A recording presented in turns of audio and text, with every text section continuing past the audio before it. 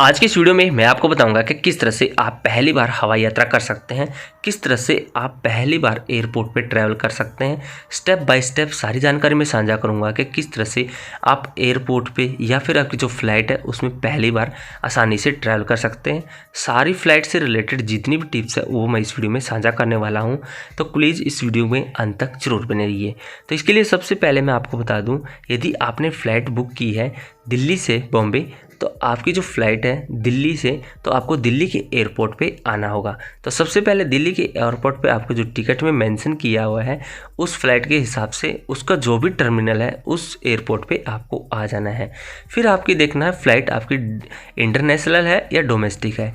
International flight वो होती है जैसे कि आपकी एक सिटी, मान लीजिए दिल्ली से कोई अदर कंट्री दुबई जाना है या फिर दिल्ली से ढाका जाना है, अदर कंट्री के सिटीज़ में जाना है, वो फ़्लाइट आपकी इंटरनेशनल फ़्लाइट कहलाती है। यदि आपको दिल्ली से कोलकाता जाना है, ये फ़्लाइट आपकी लोकल फ़्लाइट या फिर आपकी डोमेस्टिक फ़्लाइट कहलाएगी। तो इस तरह से आप देख सकते हैं कि आपकी फ़्लाइट मान लीजिए दिल्ली से बॉम्बे की है, तो आपकी जो फ़्लाइट है वो डोमेस्टिक फ़्लाइट कहलाएगी। तो आपको डोमेस्टिक फ़्लाइट के जो भी एयरपोर्ट है, टर्मिनल 1, 2, 3 जो भी मेंशन है उस टिकट के ऊपर, तो उस टिकट के हिसाब से उस टर्मिनल पे आपको आ जाना है। जैसे आ जाओगे तो उसके बाद में आपकी जो फ़्लाइट है वो चेक कर लेनी है कि आपकी फ़्लाइट कनेक्टिंग है या फिर जर्नी है या फिर उसमें स्टॉपेज है। यदि आपकी कनेक्टिंग फ़्लाइट है, मान लीजिए दिल्ली से बॉम्बे की जो फ़्लाइट है वो जो डायरेक्ट है, पहली बात तो डायरेक्ट जो है जिसमें कोई भी स्टॉपेज नहीं है। मान लीजिए दिल्ली से बॉम्बे, सीधा दिल्ली से आपने उड़ान भरी और उसके बाद सीधी बॉम्बे जाके उसने लैंड कर दिया, वो फ़्लाइट आपकी डायरेक्ट फ़्लाइट कराएगी। यदि आपकी फ़्लाइट कनेक्टिंग है, जैसे कि दिल्ली से अहमदाबाद आई, अहमदाबाद से फिर आपको दूसरी फ़्लाइट लेना है, दूसरी फ़्लाइट से बैठ के आपको सीधा फिर आपको बॉम्बे के जो एयरपोर्ट है उस पर उतार देती है, वो फ़्लाइट आपकी कनेक्टिंग फ़्लाइट कहलाती है। यदि आपकी कुछ फ़्लाइट जैसे कि दिल्ली से बॉम्बे जाएगी, उसमें कुछ स्टॉपेज होगा, जैसे कि स्टॉप्स 1, स्टॉप 2। मान लीजिए जैसे दिल्ली से बॉम्बे जाना है तो पहले जाएगी दिल्ली से कोलकाता, कोलकाता में आपको उतरना नहीं, आपकी जो फ़्लाइट है वो ओनली लैंड होगी। उसके बाद फिर कुछ समय के बाद में फिर वहाँ से उड़ान भरेगी, उड़ान भरने के बाद में फिर आपकी कोई दूसरे सिटी के अंदर फिर जाएगी। उसके बाद फिर आपकी जो लास्ट डेस्टिनेशन है उस बॉम्बे में फिर जाएगी। वो फ़्लाइट जो है वो आपकी डायरेक्ट फ़्लाइट कहलाएगी विद स्टॉपेज, जैसा कि 1 या 2 स्टॉपेज है उसके हिसाब से वो फ़्लाइट कहलाएगी। तो इस तरह से आप डिफ्रेंशिएट कर सकते हैं कि आपकी जो फ़्लाइट है वो किस तरह की है, डायरेक्ट फ़्लाइट है या फिर कनेक्टिंग है या फिर स्टॉपेज वाली है। तो इसके बाद में आपको क्या करना है, अपनी फ़्लाइट की सारी जानकारी इस तरह से चेक कर लेनी है। चेक करने के बाद में आपको फिर अपनी जो ईमेल है, ईमेल आइटनरी जो भी है उसको शो करना है, या फिर आपने जो भी प्रिंट आउट ले रखे हैं वहाँ पे आपका सिक्योरिटी स्टाफ है एयरपोर्ट पे इंसर्ट करने से, जैसे ही आप अंदर घुसोगे घुसने से पहले आपको टिकट दिखानी है। टिकट को देखने के बाद में आपको आधार कार्ड या फिर आपको जो भी आइडेंटिटी है वो आइडेंटिटी शो करेगा। उसके बाद में आपको अंदर अलाउ करेगा।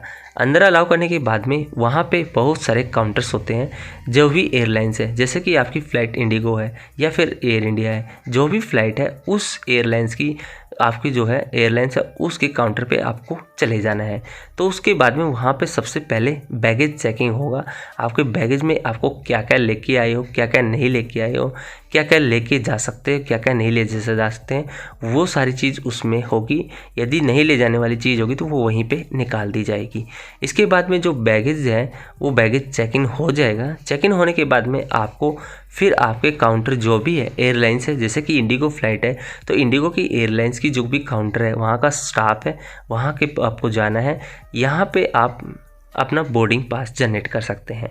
देखिए बोर्डिंग पास 2 तरह से जनरेट होता है, या तो ऑनलाइन आप जनरेट कर सकते हैं या फिर ऑफलाइन आपको जो बोर्डिंग पास है वो जनरेट कर सकते हैं। उसके बाद में आपको बैगेज टैग भी जो है ऑनलाइन ऑफलाइन दोनों तरह से आप निकाल सकते हैं। यदि ऑफलाइन आप करना चाहते हैं तो आपको सीधा काउंटर पे सबमिट करना है और आपको कुछ नहीं करना है। जो भी आपका स्टाफ है वो आपको बैगेज टैग लगा के देगा और बैगेज सबमिट कर लेगा। यदि ऑनलाइन आपने किया है तो आप ऑनलाइन में पहले से आप अपना प्रिंट आउट लेके निकाल के अपना बोर्डिंग पास हाथ में लेके और बोर्डिंग पास और बैगेज टैग को उसमें सबमिट कर सकते हैं। इसके बाद में देखिए आपका जो बैगेज है वो 2 तरह से हो सकता है, या तो एक तो लगेज टाइप में, यदि आपने अपने डाल दिया है, एक बार सामान डाल दिया है तो वो सामान ऑटोमेटिक आपके डेस्टिनेशन पे मिलेगा। एक होता है हैंड बैग, इसमें अलग अलग केजीज, अलग अलग वेट के हिसाब से होता है। तो एक हैंड बैग और एक होता है लगेज बैग। तो हैंड बैग जो होता है वो आप हाथ में लेके आप ट्रैवल कर सकते हैं। इसके बाद देखिए आपको बताऊंगा कि किस तरह से लगेज चेकिंग होने के बाद में आपको क्या करना है। जैसे ही लगेज चेकिंग होने के बाद आपको काउंटर पे अपना सामान सबमिट कर देना है। सबमिट करने के बाद में आप अपना बोर्डिंग पास लेके सिक्योरिटी चेक इन पे जाना है। तो सिक्योरिटी चेकिंग पे आपका जो पर्सनल चेकिंग है, आप क्या क्या लेके आए हो, वो जो पर्सनल चेकिंग है वो आपकी सिक्योरिटी चेकिंग होगी। चेकिंग होने के बाद में यहाँ पे देखिए दो तरह से चेकिंग हो सकती है। एक होती है फेसलेस या कॉन्टैक्टलेस, जो कि डिजिटल है डीजी के हिसाब से। यदि उस तरह से नहीं करना तो ऑफलाइन के माध्यम से आपका जो सिक्योरिटी स्टाफ है वो चेक करके आपको भेजेगा। इसके बाद वो आपको अलाउ करेगा। अलाउ करने के बाद आपको जो आपको बोर्डिंग पास दिया है उस बोर्डिंग पास पे बहुत सारी डिटेल्स लिखी होती है। जो भी एयरलाइंस हो उस एयरलाइंस ने उसने मेंशन किया होगा उस एयरलाइंस पे, जैसा कि गेट नंबर देख लेना है। उसके बाद जोन देखना है। तो सबसे पहले जैसे ही इंसर्ट करोगे बहुत सारे गेट शो हो जाएंगे, 1 2 34 ऐसे बहुत सारे गेट हो गए। तो आपको जैसे कि 34 गेट दिया है तो आपको 34 गेट की तरफ में मार्च करना है और 34 गेट पे आपको पहुंच जाना है। वहाँ पे गेट पे पहुंचने के बाद में उस एयरलाइंस के आपको स्टाफ मिल जाएंगे। तो वहाँ पे जोन 1 जो भी जोन है उसके हिसाब से आपका जो भी अलग अलग जो क्यू है वो आपको देखने को मिलेगी। तो उस क्यू में आपको चले जाना है। देखिए कोई भी एयरपोर्ट है उस पर आपको कम से कम 2 या 3 घंटा पहले चले जाना है, सो डैट आपको सिक्योरिटी चेक इन जो है वो आसानी से हो सके, जिससे फ़्लाइट आपकी डिले ना हो। यदि फ़्लाइट आपकी मिस हो गई तो ये आपके ऊपर ही भार पड़ेगा। तो सबसे अच्छा रहता है कि आप अपनी फ़्लाइट में जाना चाहते हैं तो सबसे पहले 2 या 3 घंटा एडवांस में अपना कवर अप करके चलिए, जिससे आप अपनी फ़्लाइट आसानी से पकड़ सकते हैं। इसके बाद देखिए फिर आपको क्या करना है, एयरलाइन चेक करने के बाद में आपको क्या करना है, गेट नंबर और जोन नंबर जो भी मिलेगा उस जोन नंबर के हिसाब से आपको बोर्डिंग पास शो करना है।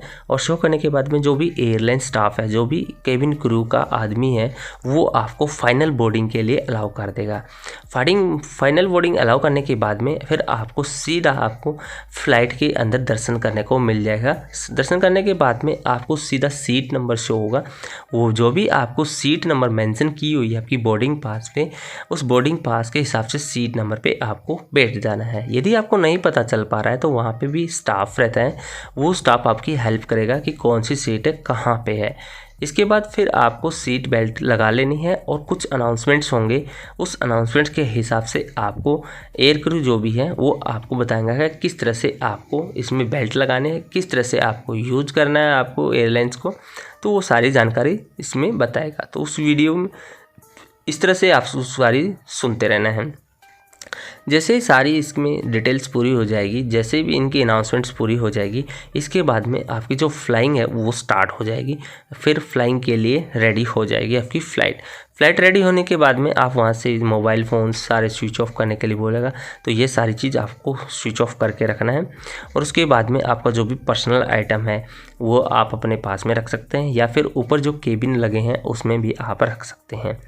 इसके बाद में जो आपकी फ़्लाइट है, आपकी फ़्लाइट लैंडेड होने के फिर अनाउंसमेंट होगी कि आपकी फ़्लाइट लैंड होने वाली है। तो उस लैंड होने के पे आपको भी इंफॉर्मेशन मिलेगी। इसके बाद में जैसे ही फ़्लाइट लैंड हो जाएगी उसके बाद में आपको बताया जाएगा कि आपकी जो फ़्लाइट का जो लगेज आपने सबमिट किया था वो कहाँ पे मिलने वाला है, कौन सी बेल्ट पे मिलने वाला है। यदि आपकी फ़्लाइट कनेक्टिंग है, मान लीजिए कनेक्टिंग फ़्लाइट है, सेम फ़्लाइट है, मीन्स सेम एयरलाइंस है, तो आपको जो डेस्टिनेशन है वहाँ पे फ़्लाइट वे मिलेगी। यदि आपकी सेम एयरलाइंस नहीं है, अलग अलग एयरलाइंस है, तो आपको उधर से पिकअप करना है पहले जो स्टॉप से उतरने के बाद में आपको फिर दूसरी फ़्लाइट में जाना है। और उसके बाद में जो भी सीट बेल्ट है उस सीट बेल्ट से आपका सामान ले लेना है।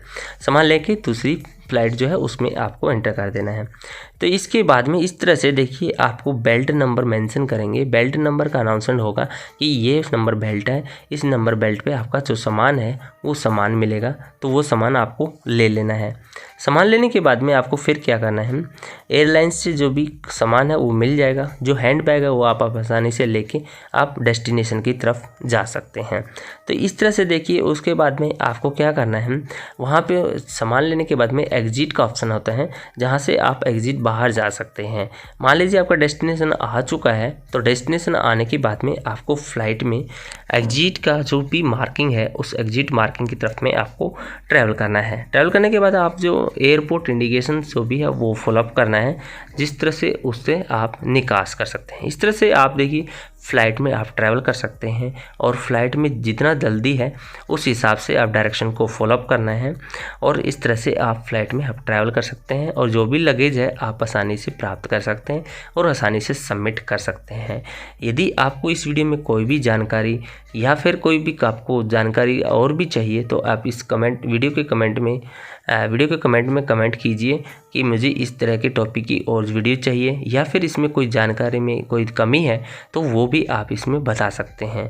आई होप आपको ये वीडियो अच्छी लगी होगी। अच्छी लगी तो हमारी इस वीडियो को लाइक कीजिए, शेयर कीजिए। यदि चैनल पे पहली बार आए हैं तो सब्सक्राइब कीजिए और यदि और इस तरह की वीडियो देखना चाहते हैं तो आपने ज़रूर से ज़रूर सजेस्ट कीजिए। और जैसे कि आपको बोर्डिंग पास कैसे बनाना है, ऑनलाइन बनाना है या फिर ऑफलाइन बनाना है, वो सारी वीडियो मैं आपकी इसकी डिस्क्रिप्शन में डाल दूँगा, वहाँ से भी आप आसानी से पढ़ सकते हैं। तो इस तरह से देखिए आप फ्लाइट की जो भी टिप्स हैं वो आसानी से इस वीडियो में समझ आ गया होगा कि किस तरह से आप फ्लाइट में ट्रैवल कर सकते हैं। आई होप आपको वीडियो अच्छी लगी। तो जय हिंद, वंदे मातरम।